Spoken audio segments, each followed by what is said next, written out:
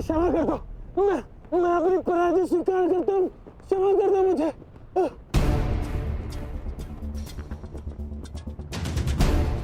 इतने भी बुरे दिन नहीं आए कि प्राणों की भीख मांग रहे एक याचक को निराश करूं। तुम महाराज के दोषी हो। तुम्हारा निर्णय वही करेंगे। क्षमा क्षमा महाराज, मैं अपनी पराजय स्वीकार करता हूँ। आदेश दीजिए महाराज, क्या करना है इस दुष्ट पापी का?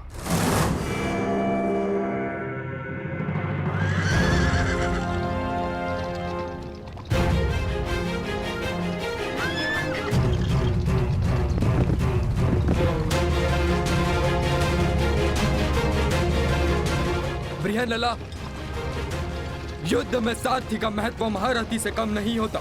यदि आज तुमने चतुराई से रथ नहीं चलाया तो मैं अपने पूर्ण कौशल का उपयोग नहीं कर पाऊंगा। मुझे आज महामही भीष्म, महाबली कर्ण और महान द्रोण जैसे महारथियों को परास्त करना है। और ज्ञात रहे, जिस गति से मेरे बाण चले उसी गति से ये रथ चलना चाहिए। जो आदेश युवराज, मैं प्रयास करूंगी कि आपको नाराज ना करूं।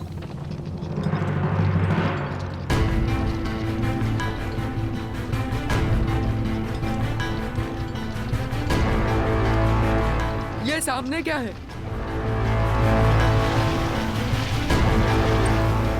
रथ की गति बढ़ाओ बृहनलला, मुझे स्पष्ट नहीं दिख रहा है।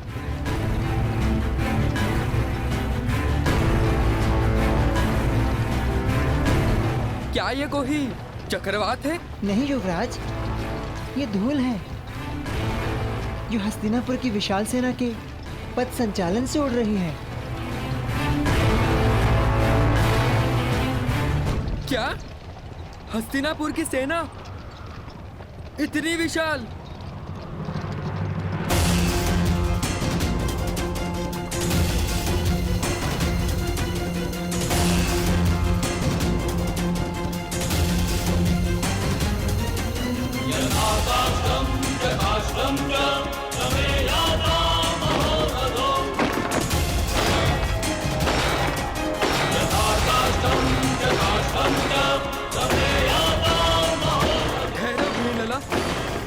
मैंने कहा रथ रोको बृहनलला।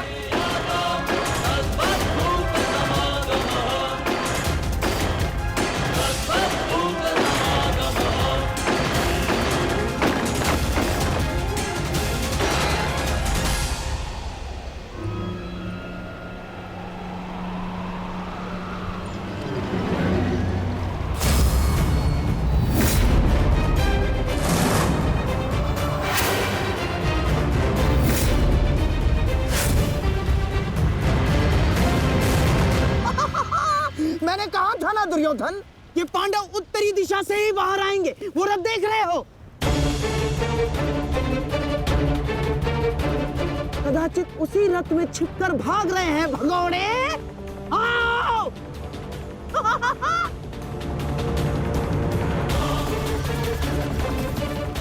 जो भी हो, ये पांडव सदा अचंभित कर ही देते हैं। हस्तिनापुर की इतनी बड़ी सेना के समक्ष केवल एक पांडव पुत्र। दुर्भाग्य, दुर्भाग्य, दुर्भाग्य केवल अब 4 पांडव वन में जाएंगे, क्योंकि एक का आज ही अंत हो जाएगा। यही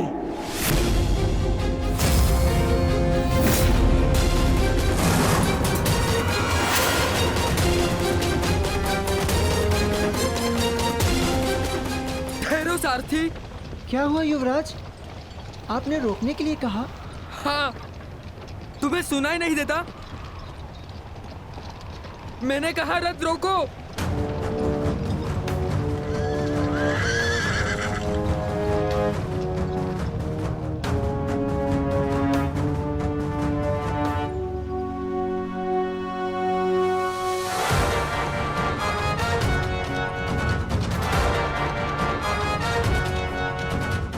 ये रथ अचानक रुक क्यों गया?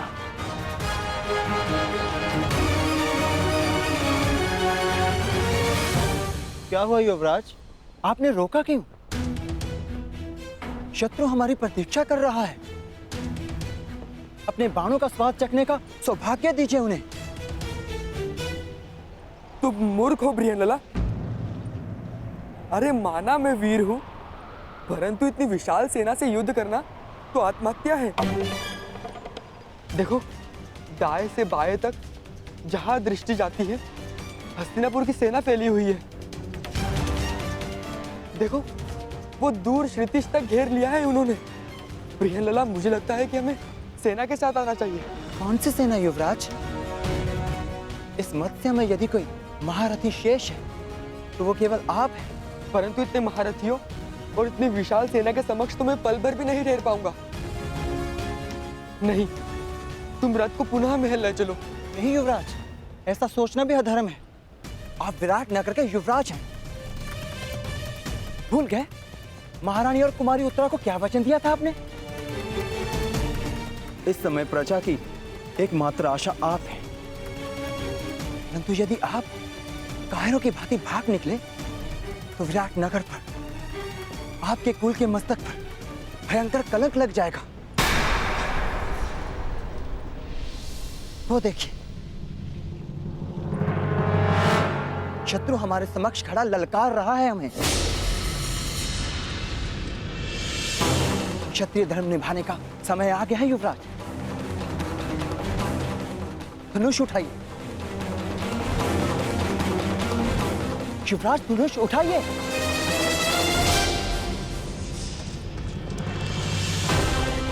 युवराज रुक जाइए, कायरता मत दिखाइए। शत्रु को पीठ दिखाकर भागना एक सबसे बड़ी मूर्खता है। एक योद्धा के लिए सबसे बड़ा पाप है। पाप सह लूंगा, परंतु इस सेना के वाहन नहीं सह पाऊंगा। मुझे नहीं कहलवाना योद्धा, मुझे अपने प्राण अधिक प्रिय है। मैं तुम्हें भागने नहीं दूंगा कुमार, भागने नहीं दूंगा।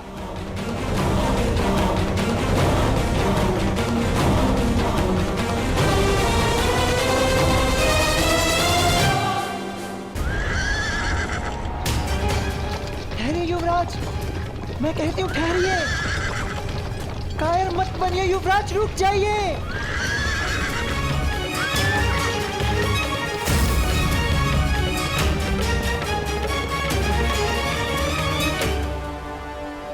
ये कैसे हो सकता है?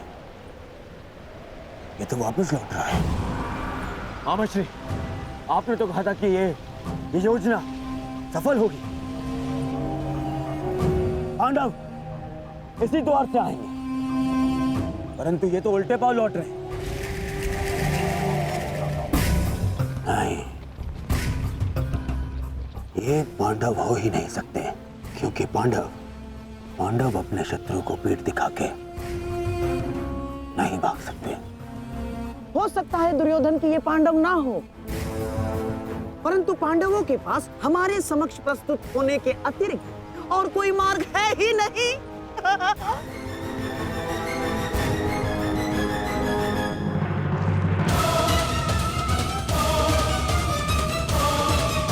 आप भाग नहीं सकते कुमार। कोई और मार्ग नहीं है बृहनलाला।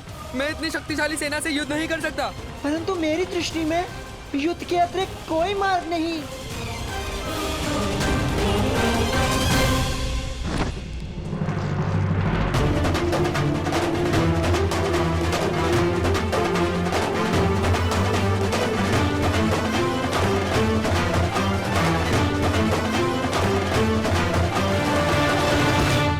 मुझे जाने दो ब्रियनला।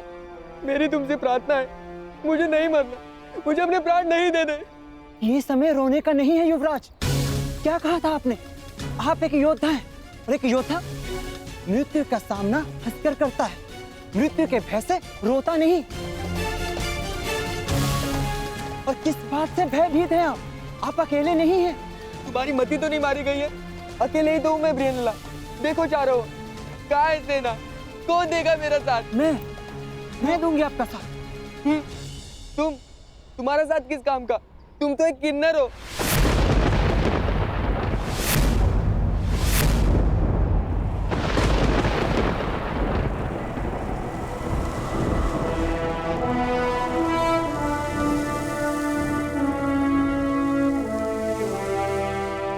नहीं उत्तर। मैं कौनते अर्जुन, पशुपतधारी, ब्रह्मास्त्रधारी अर्जुन,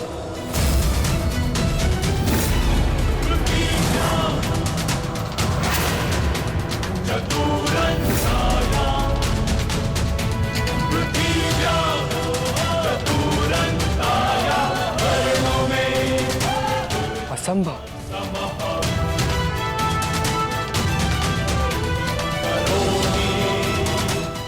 सत्य कल्पना से अधिक आश्चर्यजनक होता है कुमार।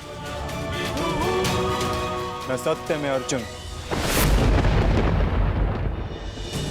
और मेरे ज्येष्ठ भ्राता श्री युधिष्ठिर इस समय कंक वेश में तुम्हारे पिता श्री की सहायता कर रहे हैं। और जो तुम्हारा प्रधान रसोइया है वो कोई और नहीं, महाबली शक्तिशाली भीम है। और जो ग्रंथिक तुम्हारी अश्वशाला संभालता है वो मेरा अनुज नकुल। और जो तुम्हारी गौशाला संभालता है कोई तांतीपाल नहीं, मेरा अनुज सहदेव। और तुम्हारी माता की दासी सैरेंद्री, स्वयं याज्ञसेन, पांचाली। हम पांचों भाई यहाँ अज्ञातवास में, परंतु इस अज्ञातवास में तुम्हें तुम्हारे साहस का ज्ञान कराना कदाचित हमारा प्रारंभ है। महाबली, महाधनुधारी अर्जुन, मुझे क्षमा कर दीजिए महान धनुधारी अर्जुन। मैंने आपका निरादर किया, मुझसे भूल हुई।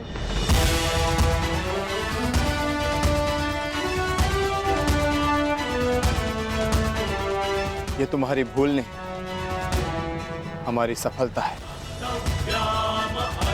जो तुम हमारा वास्तविक रूप पहचान नहीं पाए, परंतु भविष्य में किसी को छोटा समझकर उसका निरादर करना सबसे बड़ी भूल होगी। मनुष्य भिक्षुक हो या राजा, सबसे पहले मनुष्य होता है। और हर मनुष्य को सम्मान पाने का अधिकार है। ये मेरा सौभाग्य है कि मुझे आपका साथ मिला। अब मेरे लिए क्या आदेश है? आदेश नहीं, निवेदन है। जिस मत्स्य ने हमें शरण दी उसका आदर बना रहे, इसलिए हमें पुनः रणभूमि लौटना है। आपको अपने साथ पाकर मुझ में साहस जाग गया है। चलिए विराट के शत्रुओं का नाश कर देते हैं। निसंदेह, परंतु महाबलियों का सामना करने के लिए हमें कुछ वस्तुओं की आवश्यकता होगी। उस वृक्ष पर लटके श्वेत वस्त्र में हमारी कुछ वस्तुएं।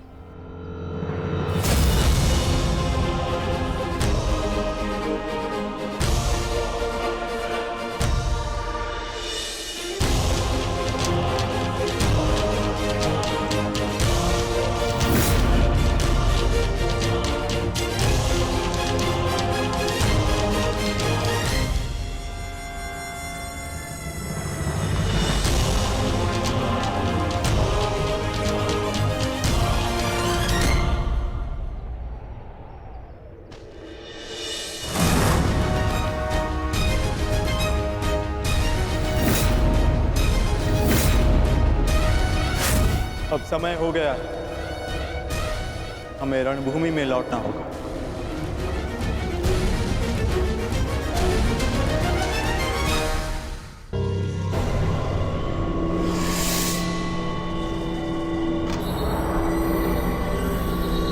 मैं और प्रतीक्षा नहीं कर सकता मामाश्री। अब तो सूर्यास्त भी होने वाला है।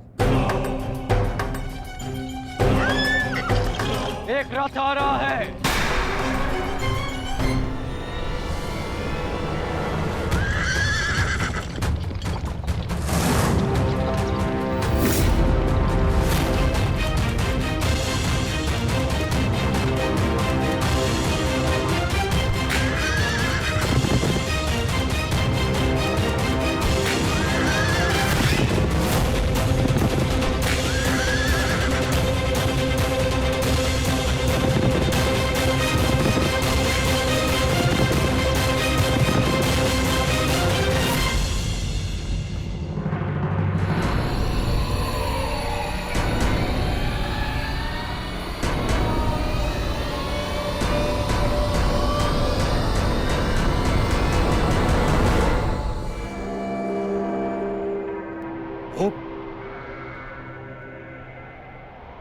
ये तो एक स्त्री है।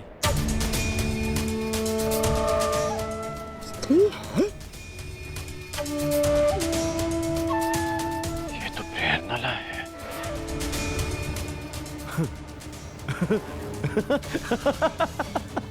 देख रहे हैं मामाश्री,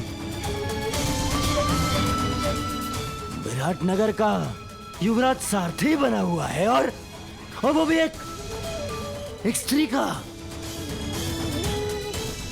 ना ना ना ना ना ना ना, स्त्री का नहीं दुर्योधन, एक किन्नर का। किन्नर।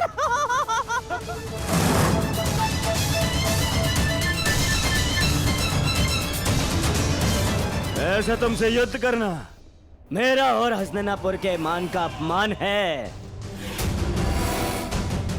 परंतु फिर भी मैं बता दूं कि मैं यहां विराटनगर से युद्ध करने नहीं आया। मुझे केवल पांडव चाहिए। मार्ग से हट जाओ। कदाचित भूल रहे हो युवराज, जिसके हाथ में धनुष होता है उसका परिचय उसका कौशल देता है। तुम्हारे सामने एक योद्धा खड़ा है। विराटनगर की सीमा पार करने से पूर्व तुम्हें मुझसे युद्ध करना होगा। विजय पानी होगी मुझ पे। कल्पना अच्छी है किन्नर, परंतु एक किन्नर से युद्ध करना देख वजह दुर्योधन के सम्मान के विरुद्ध है। परंतु फिर भी यदि युद्ध करने की इच्छुक ही हो तो पहले अपना परिचय दो। कौन तुम? प्रेरणा नाम है मेरा।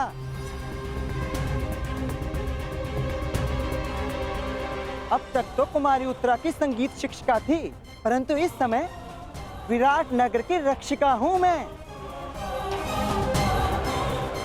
द्वंद्व से पूर्व महान महारथी भीष्म और महान आचार्य द्रोण को मेरा प्रणाम।